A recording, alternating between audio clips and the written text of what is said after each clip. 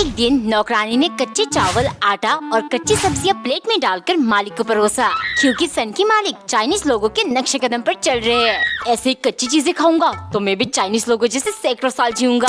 एक दिन सन की क्वाश लेकर आए। ये देख नौकरानी पूछने लगी, मालिक इसे भी कच्चा खाओगे या पका कर लाओ? सन की गुस्से से, तुम्हारी हिम्मत कैसे हुई मुझसे ये सवाल पूछने की? तुम नहीं जानती मुझे सैकड़ों साल जीना है। आइंदा अगर ऐसी बकवास की तो मैं तुम्हारा जीभ काट दूंगा।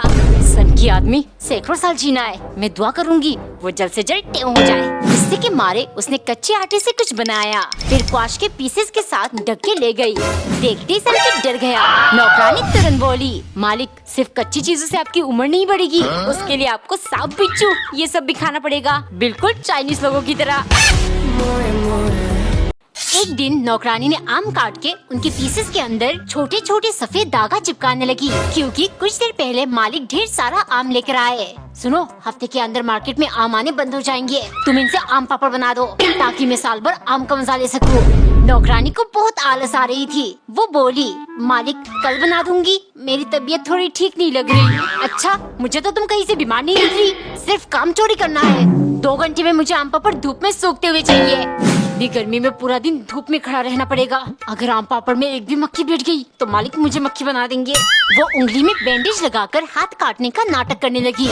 आज कोई बहाना नहीं, एक उंगली काटी है ना, बाकी के 9 तो सही सलामत है, उनसे जाकर बनाओ। सारे फसाद की जड़ ये आम है, इसी प्रॉब्लम को अब मैं सोल्यूशन बनाऊंगी। उसने सफेद धागे काट कर एक षड्यंत्र रचा। मालिक ये देखिए, आम के अंदर कीड़ों का फौज है, आम पापड़ बना दूं, स्वाद में कीड़े 4 चांद लगाएंगे।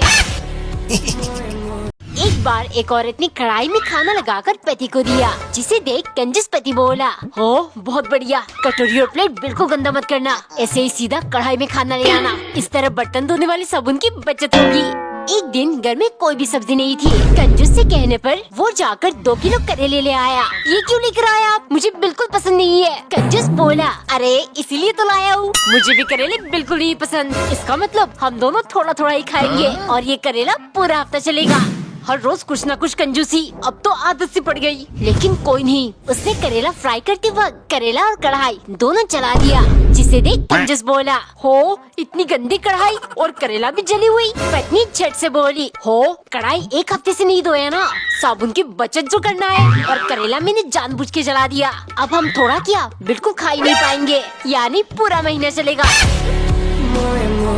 एक दिन मालिक जामुन लेकर आए। वाह कितने चमकीले जामुन हैं। उन्होंने तुरंत नौकरानी को बुलाकर कहा, इस ग्लास को अच्छे से देखो, पूरा भरा हुआ जामुन का जूस चाहिए। अगर एक भी सिप तुमने पी लिया फिर तुम्हारा क्या हाल करूँगा तुम सोच भी नहीं सकती। मालिक सोच तो आप नहीं सकते, मैं इन जामुन और आपका क्या हाल करूँगी।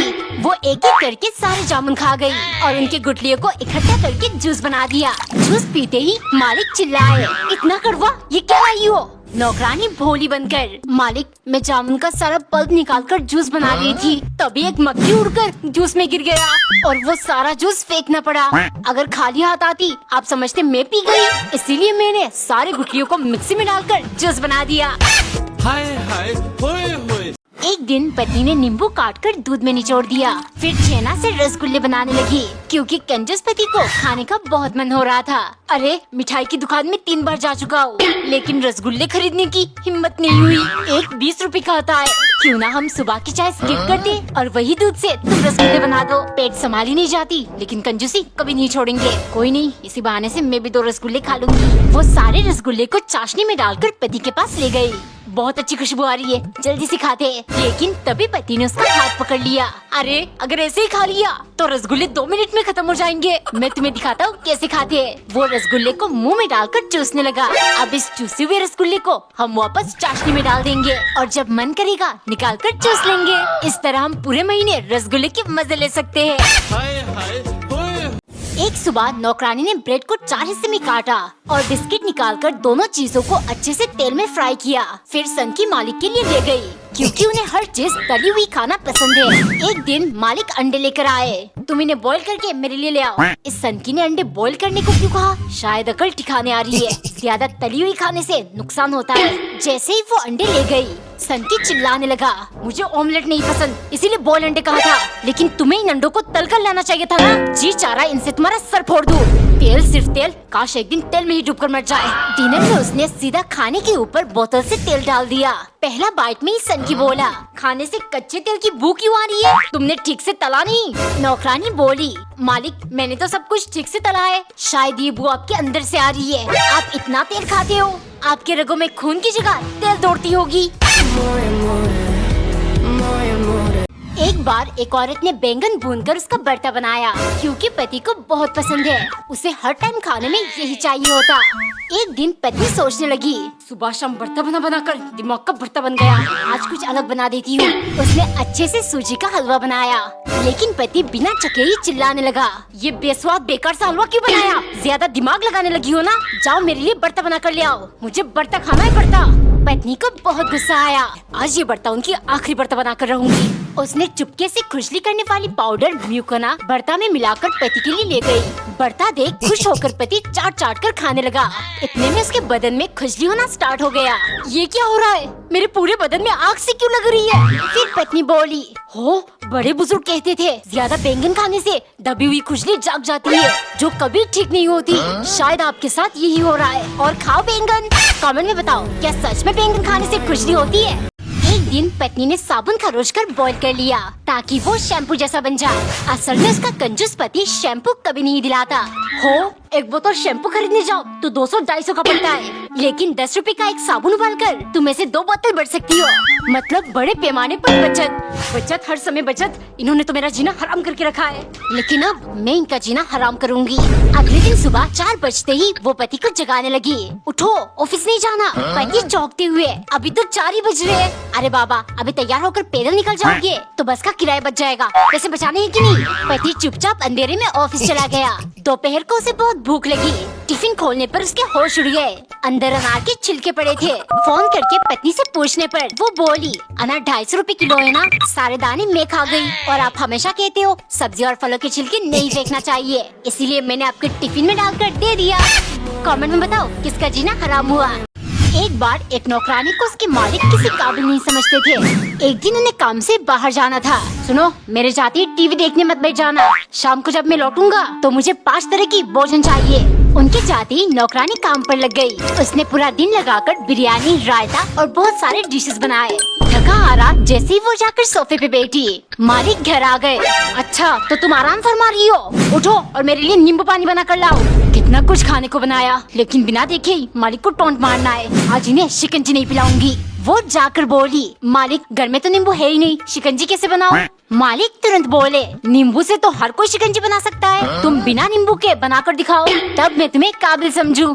नौकरानी चाल समझ गई। रोज की तरह मालिक मुझे निकम्मा साबित करना चाहते हैं, लेकिन आज नहीं। वो एक खाली ग्लास उनके पास लेकर गई। मालिक, भरा हुआ ग्लास से तो कोई भी पी सकता है, आप खाली ग्लास से शिकंजी पीकर दिखाइए, तब मैं आपको किसी काबिल समझूं।